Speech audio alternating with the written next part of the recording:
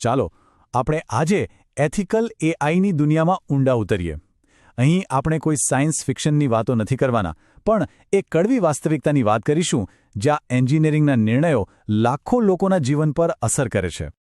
તો ચાલો એક ખૂબ જ મૂળભૂત સવાલથી શરૂઆત કરીએ. શું ગણિત અને કોડ જેવી તર્કબદ્ધ વસ્તુ પર આધારિત કોઈ એલ્ગોરિધમ ખરેખર પક્ષપાતી હોઈ શકે? આજની આપણી આસપાસની સિસ્ટમ્સ આપણને આ સવાલ પૂછવા પર મજબૂર કરી રહી છે. હવે આટલા ગંભીર સવાલનો જવાબ આપવા માટે આપણને એક માર્ગદર્શકની જરૂર પડશે. સમજો કે એક નૈતિક ધ્રુવ તારો, જેના સિદ્ધાંતો પર હવે આખી દુનિયાના નિષ્ણાતો ધીમે ધીમે સહેમત થઈ રહ્યા છે. જો એથિકલ એઆઈ એ માત્ર કોઈ સારો વિચાર નથી, પણ હવે એ એકદમ જરૂરી બની ગયું છે. એનો મૂળ હેતુ એ છે કે મશીનો આપણા માનવીય મૂલ્યો અને સિદ્ધાંતોની હદમાં રહીને કામ કરે.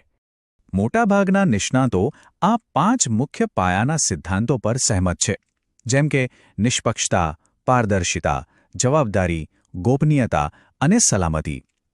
સાંભળવામાં તો આ બધું ખૂબ સરસ લાગે છે, ખરું ને? પણ જ્યારે આ સિદ્ધાંતો વાસ્તવિક દુનિયાની મુશ્કેલીઓ સાથે ટકરાય છે, ત્યારે શું થાય છે? ચાલો જોઈએ. અને આ જ આપણને એથિકલ એઆઈના સૌથી મોટા પડકાર તરફ લઈ જાય છે, જે છે પક્ષપાત. તકલીફ એ છે કે જ્યારે એઆઈ સિસ્ટમ્સ આપણા સમાજમાં પહેલેથી જ રહેલા પૂર્વગ્રહોને શીખી લે છે, ત્યારે તે એને વધુ મજબૂત બનાવી દે છે, ભલે આપણે તેને રોકવાની ગમે તેટલી કોશિશ કરીએ. આને સમજવા માટે ઓપ્ટમ હેલ્થકેરનો કેસ જોઈએ.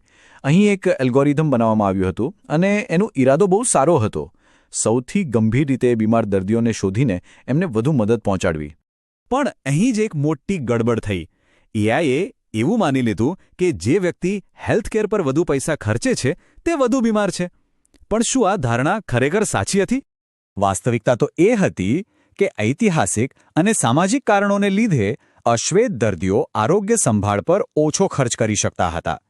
આને કારણે એઆઈએ એવો ખોટો નિષ્કર્ષ કાઢ્યો કે તેઓ વધુ સ્વસ્થ છે, અને પરિણામ? જેમને મદદની સૌથી વધુ જરૂર હતી તે જ લોકો રહી ગયા. અને આવું માત્ર હેલ્થકેરમાં જ નથી થયું. અમેરિકાની ન્યાય વ્યવસ્થામાં પણ આવું જ જોવા મળ્યું. કોમ્પાસ નામનું એક અલ્ગોરિધમ હતું, જેણે અશ્વેત લોકોને ભૂલથી ઉચ્ચ જોખમવાળા ગુનેગાર તરીકે ઓળખવાની બમણી શક્યતા દર્શાવી. હવે આનાથી એક બીજો વધુ ગૂંચવણભર્યો સવાલ ઊભો થાય છે, જેને નિષ્ણાતો મોરલ ક્રમ્પલ ઝોન કહે છે. એટલે કે જ્યારે કોઈ ઓટોમેટેડ સિસ્ટમ ફેલ થાય ત્યારે દોષ કોનો, જવાબદારી કોની, એ નક્કી કરવું બહુ મુશ્કેલ બની જાય છે. આનું સૌથી દુઃખદ ઉદાહરણ છે ઉબેરની સેલ્ફ ડ્રાઇવિંગ કારનો અકસ્માત. થયું એવું કે સિસ્ટમ અનેક જગ્યાએ નિષ્ફળ ગઈ, પણ છેવટે બધો જ દોષ ગાડીમાં બેઠેલા એકમાત્ર માનવ ડ્રાઈવર પર નાખી દેવામાં આવ્યો. તો પછી આ બધી સમસ્યાઓનો ઉકેલ શું? સીધી વાત છે, આપણને વધુ સારા સાધનોની જરૂર છે. અને સારી વાત એ છે કે હવે એવા નવા નેવિગેશન ટૂલ્સ બની રહ્યા છે જે એન્જિનિયરોને વધુ વિશ્વાસપાત્ર અને નૈતિક એઆઈ બનાવવામાં મદદ કરી શકે છે. આમાંનું પહેલું સાધન છે એક્સપ્લેનેબલ એઆઈ, એટલે કે XAI. આ ટૂલ્સ આપણને એઆઈના બ્લેક બોક્સની અંદર ડોક્યુ કરવામાં મદદ કરે છે, જેથી આપણે સમજી શકીએ કે ભાઈ એઆઈએ કોઈ ચોક્કસ નિર્ણય શા માટે લીધો. બીજું એક રસપ્રદ સાધન છે રેડ ટીમિંગ. આમાં શું હોય છે કે તમે સારા હેકર્સને બોલાવો છો અને તેમને તમારી એઆઈ સિસ્ટમને તોડવાનું કામ આપો છો. હેતુ એ જ છે કે ખરાબ લોકો સિસ્ટમનો દુરુપયોગ કરે એ પહેલાં આપણે જ તેની ખામીઓ શોધીને સુધારી લઈએ. અને ત્રીજું અને કદાચ સૌથી શક્તિશાળી સાધન એ છે મોડેલ કાર્ડ. આને તમે એઆઈ માટે ન્યુટ્રિશન લેબલ પણ કહી શકો. એમાં સ્પષ્ટ લખેલું હોય છે કે આ એઆઈ શું કરી શકે છે, એની મર્યાદાઓ શું છે અને કોણે એનો ઉપયોગ ન કરવો જોઈએ.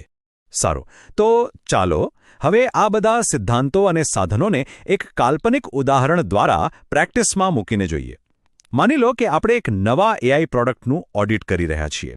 કલ્પના કરો કે એક કંપની ફ્યુચર લીડ એઆઈ નામનું એક સાધન વેચી રહ્યું છે. એ દાવો કરે છે કે તે યુનિવર્સિટીની એડમિશન પ્રક્રિયાને ઓટોમેટિક બનાવી દેશે, અને એ પણ ભૂતકાળના સફળ વિદ્યાર્થીઓ જેવી પ્રોફાઇલવાળા નવા ઉમેદવારોને શોધીને. હવે એક ઓડિટર તરીકે મારો પહેલો સવાલ હશે, એક મિનિટ, તમે સફળતાને માપો છો કઈ રીતે?